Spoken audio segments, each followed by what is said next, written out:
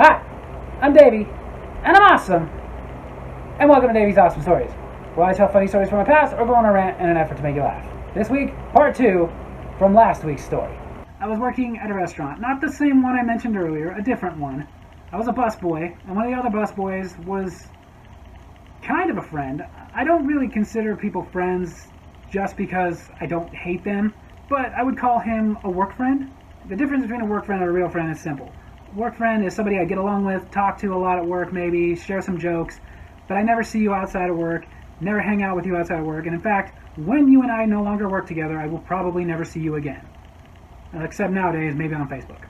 A real friend is somebody I've spent time with outside of work. Somebody that I have intentionally gone out of my way to spend time with. There's not a lot of people like that. But this guy, I doubt he'll ever see this because he's one of those people, I don't keep in touch with him. I didn't have a Facebook back when I knew him. And I've never looked him up, but for the sake of this video, we'll call him Jake. That's not his real name. So if I happen to have somebody I know named Jake watch this, I'm not talking about you. And we'll call her Sally. Again, not her real name. It's just going to make it easier. Now the thing was, at the time Jake was a busboy, Sally was the hostess. Jake liked Sally. Sally was not that interested. But at first, there was nothing like bad going on. She just didn't care. He'd start conversations about like, hey, how's your day going? You know, they'd talk about rude customers they had that day or good customers they'd had that day, what have you. But then where it started going wrong for him was when he started coming on very, very strong, dropping not subtle hints. Like, they'd be talking about like a rude customer or something, and he would say something like, they shouldn't be so mean to such a pretty girl like yourself. Which I know can be sweet, but on the same token, when you say that over and over again, because for several weeks, basically any little tiny conversation they had, he'd throw something like that in there. It gets to a point where it's a little weird and you're coming on a little strong, and if the girl is not responding to it, stop. But he didn't. Now some of you may be going like, how do you know this? Were you there? Yes, actually. He didn't do this stuff like when they were in a break area by themselves or something. He did this in front of everybody. And everybody would be awkward and just want to say the same thing, which is like, dude, okay, she heard you. You think she's pretty. You think she's beautiful. You think she's gorgeous. He would also constantly throw out this one.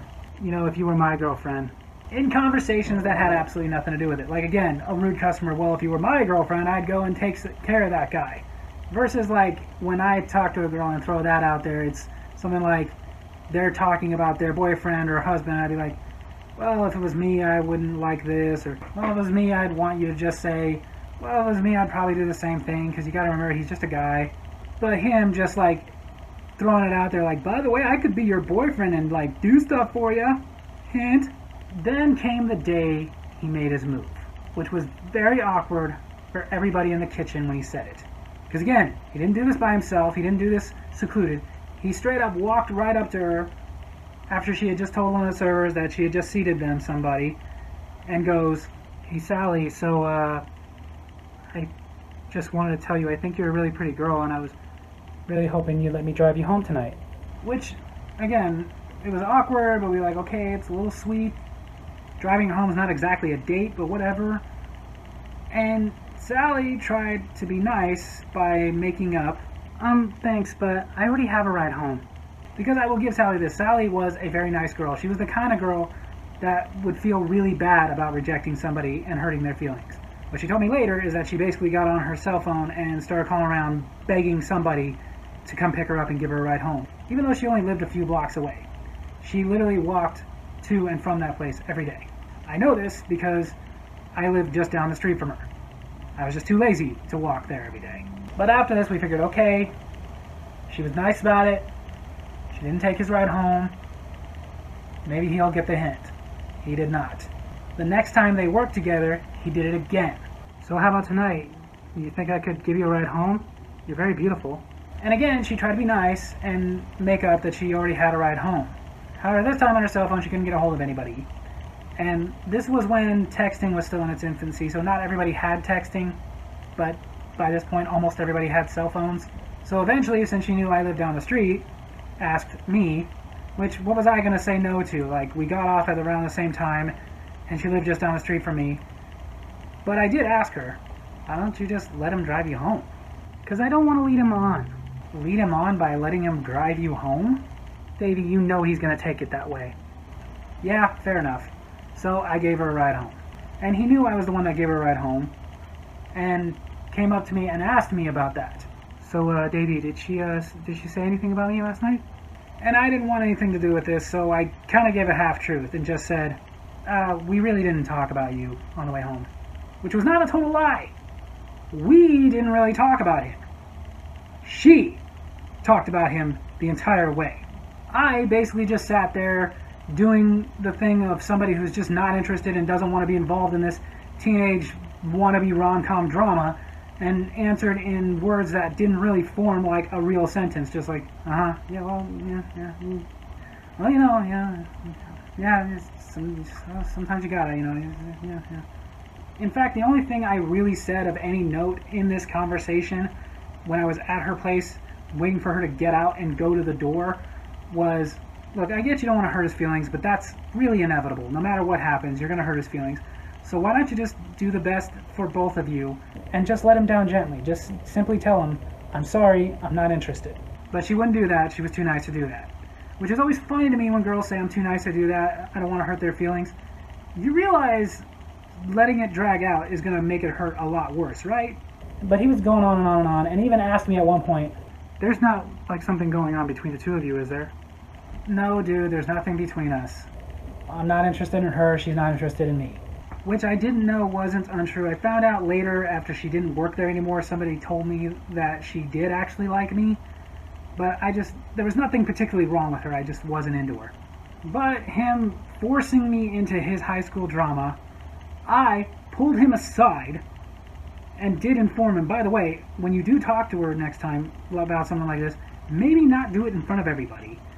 But I also told him, dude, I'm not trying to be mean to you, but she's just not that interested. Asking if you could give her a ride home once was fine. Twice was a little bit too strong. 3 times is going to come off as creepy, like you're just desperate to give her a ride. Just stop, dude. Let it go. I wish he would have taken my advice, because he didn't. On any of it. Not that night, because it was her night off, but the night after, she's working, he's working, I'm working, and in the middle of that crowded kitchen, not pulling her aside, not having this conversation in private, he asks again. Hey, Sally, I already know that you don't have a ride home tonight, and I don't understand why you're so against me driving you home. Like, I promise, I just want to drive you home. I just want to talk to you, get to know you a little bit better, because I think you're very beautiful. So can you please tonight, just let me drive you home, please? Oh, it was not only a little creepy, but really, really desperate. And this is coming from me! And she later said she regretted doing this in front of everybody, but we kind of pointed out, like, he put you on the spot in front of everybody, so you kind of had no choice. She finally was honest and just tried to let him down easy. Look, Jake, I appreciate you just want to get to know me, and I appreciate the offer for a ride home, but I'm just not very into you, Jake. I'm sorry. And in my head, I'm sitting there thinking, okay, dude, you made it clear. Be cool. Just be cool. But he didn't just be cool. Now he got mad. What's your problem? It's just a ride. That's all it is. I'm not going to do anything. Like, seriously, what do you think I'm going to do? I'm not going to rape you. And he said it very loudly. Not only did he tell her he's not going to rape her, which we talked about earlier in this video, should just be left unsaid. I've seen 2 people do that now, and I don't get it. I also just don't get people who have to talk about how they would never rape somebody. Like, I mean, that's good. That's good if you would never rape somebody, and that's good that you've decided you're not going to rape people, but it really should just go without saying. Like, you don't deserve kudos for not raping people. That's just what you shouldn't do. And you shouldn't have to remind somebody that. It should just, again, go unsaid, because I know when you say you're not going to, that you're thinking you're reassuring her, but what she's thinking is, oh, so you actually contemplated it for a minute and decided on the latter. For now. And not only that, but he said this so loudly, the people on the other side of the door, the customers, heard him plain as day. So at that point, the restaurant manager just walked in and was like, okay, enough. Jake, stop. And that was the end of it. Sort of. Because now it was accepted that I'm her ride home every day. She wasn't afraid to walk to work. It was always daylight out when she walked, but Now she was afraid to walk home. Now, luckily, though, I didn't have to endure this drama very much longer, because after that day, I didn't see Jake again. The manager pulled in his office, and here was the thing, kind of like a lot of kitchen restaurants, the manager's office is usually not very big. It's like the size of a closet. And in this particular kitchen, like a couple of other kitchens I've seen, it's almost impossible not to walk by that manager's office like 4 or 5 times a day just because of where it's located. And several of us who had to walk by it, me included, sadly could hear Jake crying. But she swore she didn't fire him, but because of his emotional state, she sent him home, and he just decided to never come back. As far as Sally goes, she was now afraid to walk home, so I drove her home for the next couple of weeks, and then she finally quit to go get a better job. Which, good for me, because I finally got out of that drama. Because, yeah, almost every night, driving her home, she had to bring up Jake, and I basically just had to sit there pretending to care about this ridiculous teenage drama. So, the moral of these stories, I'm not the only one bad with girls. So there you have it. That's part 2 of this story. Hope you guys enjoyed it. If you did, make sure to hit like and subscribe. Hit that little bell so you get notifications when I post new videos. And leave a comment. Tell me if you like part 1 better. Tell me if you like part 2 better. Love you guys.